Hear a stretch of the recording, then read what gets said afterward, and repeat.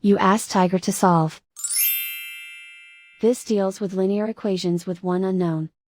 The final result is x equals 2/35.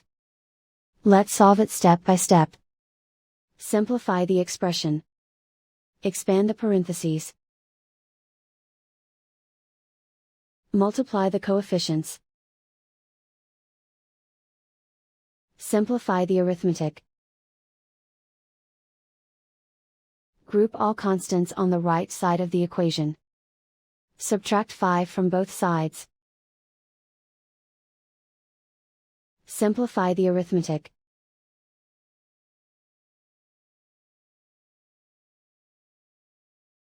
Isolate the x. Divide both sides by 35. Simplify the fraction.